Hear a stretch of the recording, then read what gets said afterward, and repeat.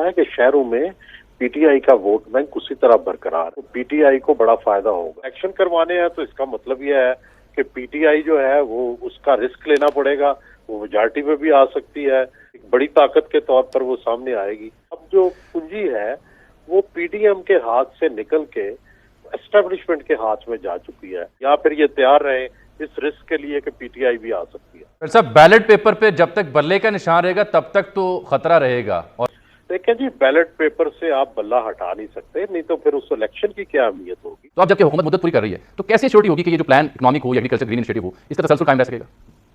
देखिए, पहली बात यह है कि ये हुकूमत चाहती थी कि इसको एक्सटेंशन मिल जाए, चाहे सेंसस के नाम पर या चाहे जो है फाइनेंशियल इमरजेंसी के नाम पर।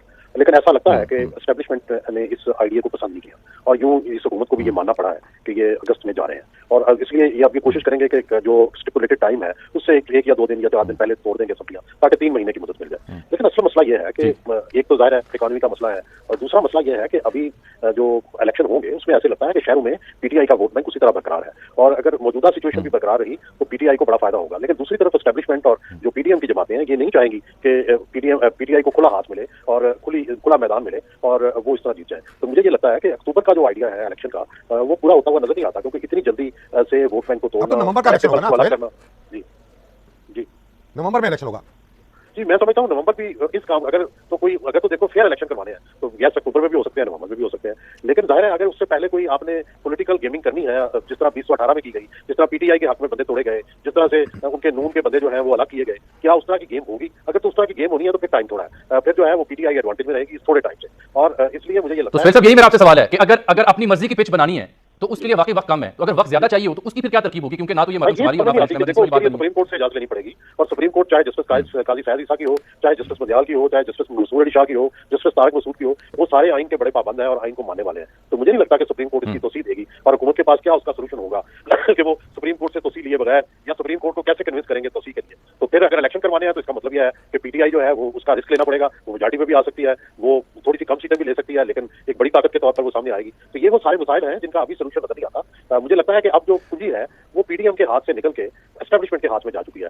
अब अगली केयर टेकर सेटअप भी उनकी मर्जी से होगा, चाहे वो अगर फर्ज करें कोई इकोनॉमिक मैनेजर लाते हैं, रजा बाकर आता है या कोई और इकोनॉमिक मैनेजर आता है, तो इसका मतलब ये होगा कि थोड़ा प्रोलॉन्ग करेंगे वो ताकि इकोनॉमी को सेट कर सके। और अगर कोई पॉलिटिकल आदमी आता है तो तब भी ये सवाल खड़ा होगा कि पॉलिटिक्स मैनेज होगी। तो ये वो सारी चीजें हैं जो अभी खुलेंगी जिस दिन हुकूमत के जाने से पहले।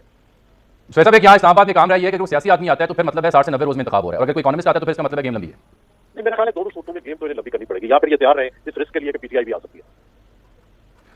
साहब, बैलेट पेपर पे जब तक बल्ले का निशान रहेगा तब तक तो खतरा रहेगा, और जब तक खान साहब के केसेस को डील करना उसमें भी 2-3 माह तो कम से कम लगेंगे, चाहे निगरान हुकूमत के दौर में वो केसेस आए।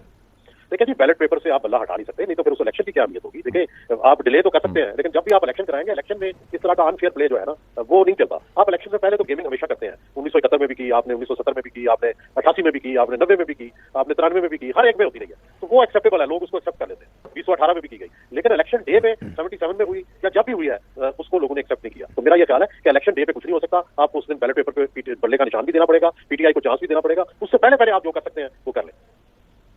तो सोहेल साहब, नून लीग क्या 15 माह की परफॉर्मेंस और नवाज शरीफ साहब की वापसी दो फैक्टर्स की बुनियाद पर अपना वोटर या अपना वोट बैंक स्ट्रेंथन कर सकती है, या सफिशिएंट इनफ नहीं रहा ये दोनों? नवाज शरीफ फैक्टर इकोनॉमिक ख्वाब दिखाए गए। मियां नवाज शरीफ हमेशा जब भी कोई मंशूर देते हैं या जब भी इलेक्शन में जाते हैं वो हमेशा इकोनॉमी का कोई नया मंसूबा लेकर आते हैं। इस दफा भी वो इकोनॉमी का कोई ख्वाब जो है और जो प्लान है वो लेके आएंगे कि मैं ये करूंगा। पिछली दफा जब आए थे आपको याद होगा तो उन्होंने बिजली की लोड शेडिंग के खात्मे का जो है वो मंसूबा बनाया था और खात्मा कर दिया था। उससे पहले आए थे तो उन्होंने लिबरलाइजेशन ऑफ इकोनॉमी और वो किया था। इससे पहले जो है वो मोटरवेज बनाए थे। तो हर दफा वो कोई ना कोई एजेंडा जो है लोगों के सामने पेश करते हैं। क्या वो बाय होगा इस तरह की पोलराइज सिचुएशन में, ये देखने की बात है। ठीक। और पीपल्स पार्टी और मौलाना वो भी अपने अपने मिशन पे हैं, अपना अपना हिस्सा बकदरे जुस्सा लेना चाहते हैं, चाहे निगरान सेटअप हो या आने वाली तकसीम हो, उनका क्या कीजिएगा? पख्तूनख्वा में ले लेंगे, पीपल्स पार्टी सिंध में ले लेगी, बस यहीं तक महदूद रहेंगे। इससे ज्यादा तो बस उन्हें वफाकी वजारतें 2 मिल सकती हैं, 4 मिल सकती हैं, इससे ज्यादा नहीं। शामिल साहब, आप कुछ इरशाद फरमाइए इस मौजू पे। नहीं, मैं तो समझता हूँ जितना आप इसको डिले करेंगे पेचीदगियाँ पैदा होंगी और आप उन पेचीदगियों में उलझते चले जाएंगे। तो इलेक्शन जो है बर वक्त होने चाहिए और पीटीआई को बहसियत जमात उसमें हिस्सा लेना चाहिए। इमरान खान साहब, उनसे अगर आप निपट सकते हैं, कानूनी कार्रवाई कर सकते हैं तो शौक से कर दीजिए, अदरवाइज प्रोसेस जो है उसको आप चलाएं। जितना रोकेंगे, रुकावटें डालेंगे, उससे पेचीदगी बढ़ेगी, हालात उलझेंगे और मामला जो है फिर आपके हाथ से निकलते चले जाएंगे। मुल्क इसका मुतहम्मल नहीं हो सकता। और अभी ये 9 महीने का तो आपको इकोनॉमिक एक प्लान मिल गया है ना, और 9 महीने का आपको एक सुकून भी आपको मुयस्सर आ गया है। तो कोई अब इकोनॉमिक मैनेजर ने तो फिर आके करना कि आप तो नई हुकूमत आए, आगे डील करे, सियासी इस्तेहकाम आए, लोगों को आप अपना नुक्ता नज़र बताएं। मैं नहीं समझता कि कोई ऐसी सूरत हाल होगी कि बहुत कोई बड़ी भारी अक्सरियत कोई जमात हासिल कर लेगी। बड़ा मुकाबला होगा, कांटे का मुकाबला होगा, और हर एक को मौका मिलना चाहिए, लोगों को भी मौका मिलना चाहिए, जिसको चाहे चुने, जिसको चाहे इख्तिदार में बिठाएं, जिसको चाहे इख्तिलाफ में बिठाएं। साहब हम एक पिछले एक साल से तकरीबन सुन रहे हैं कि नवाज शरीफ साहब वापस आया चाहते हैं जब से इनकी हुकूमत आई। क्या वजह है कि अभी तक वो वापसी का शेड्यूल फाइनल नहीं कर सके?